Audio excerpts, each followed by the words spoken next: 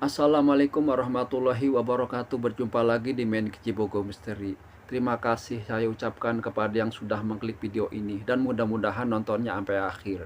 Untuk kisah kali ini seperti biasa, saya masih menceritakan tentang seorang kepala rumah tangga yang berusaha membahagiakan kepada keluarganya, namun dengan cara yang sangat salah. Untuk mempersingkat waktu, mari kita simak kisahnya.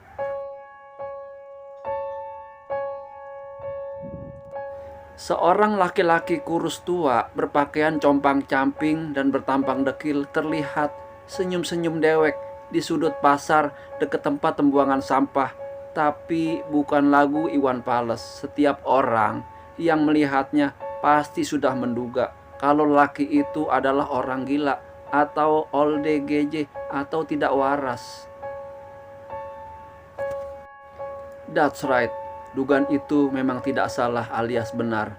Tapi siapa sangka bahwa laki-laki yang berpenampilan kotor dan lusuh itu dulunya bekas orang kaya dan pejabat kepala desa di daerah setempat. Penulis baru mengetahui hal itu setelah mendengarkan cerita dari pemilik warung makan tempat penulis lagi makan di situ. Dari penuturan Pak Dirman, si pemilik warung, terkuaklah kisah tragedi memilukan yang dialami oleh Suryo. Nama lelaki tak waras itu ternyata penyebab Suryo mengalami sakit jiwa tak lain adalah ulahnya dewek. Disebutkan dia bersekutu dengan iblis untuk mendapatkan kekayaan dan jabatan. Suryo sangat serakah dan dia tamak, tidak puas dengan apa yang sudah didapatkannya. Dia ingin mendapatkan yang lebih dan lebih banyak lagi. Akhirnya dia termakan oleh ambisinya sendiri. Kehidupannya menjadi hancur, menderita, miskin, dan akhirnya gila.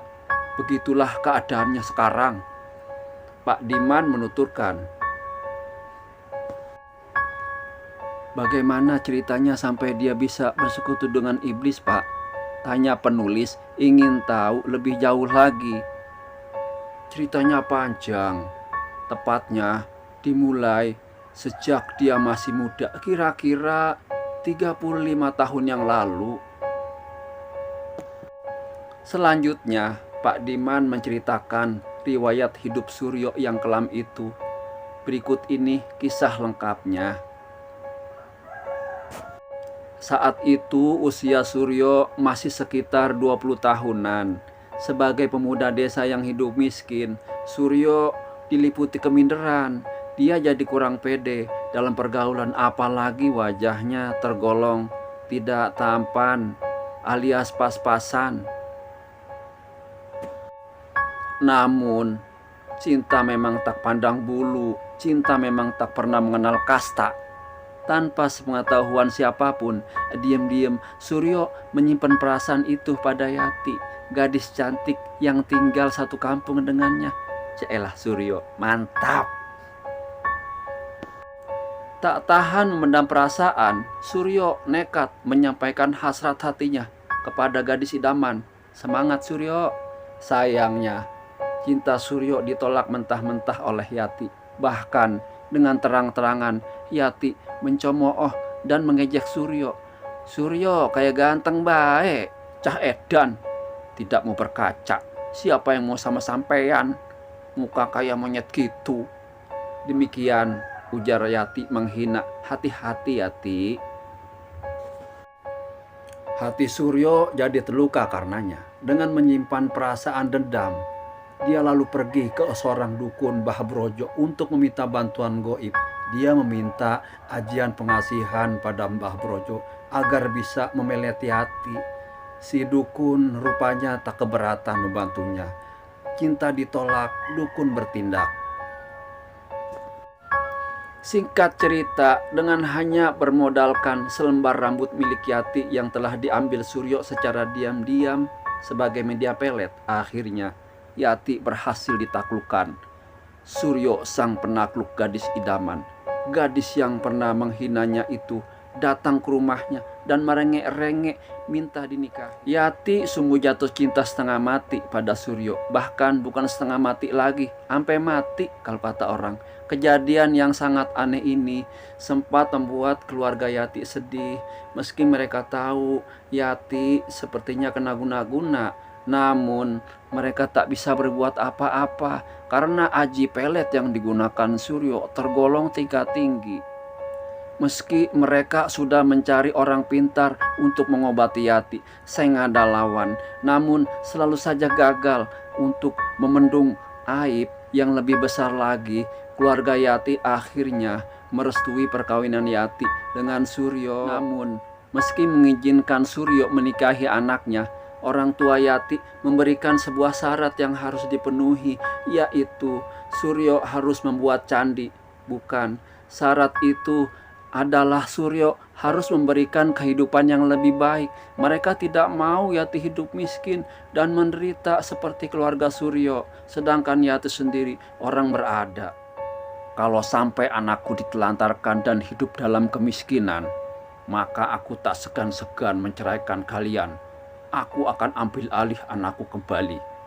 Demikianlah ancam ayah Yati. Suryo menyanggupi permintaan mertuanya, walau sebenarnya cukup berat untuk dipenuhinya.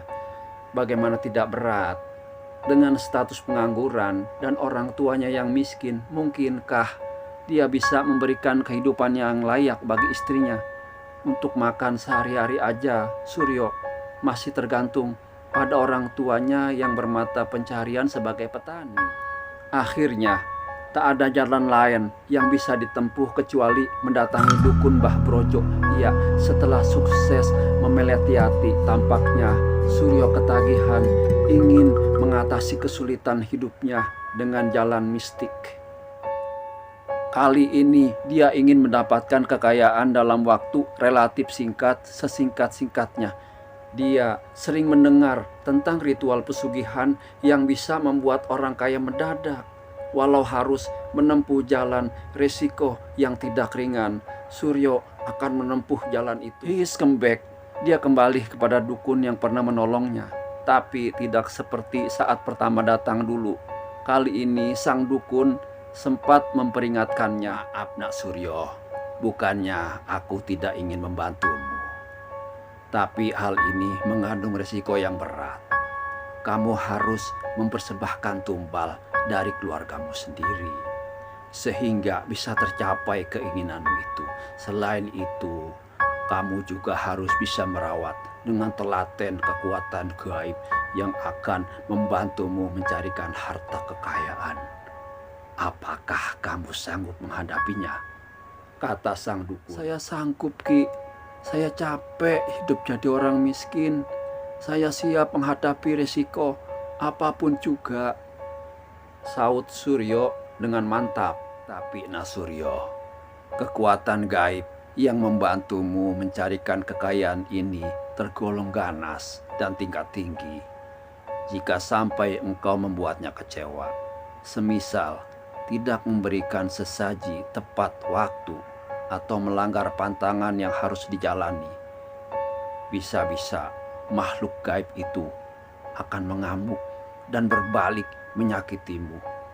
Sambung dukun itu, tapi masih bersambung. Assalamualaikum warahmatullahi wabarakatuh.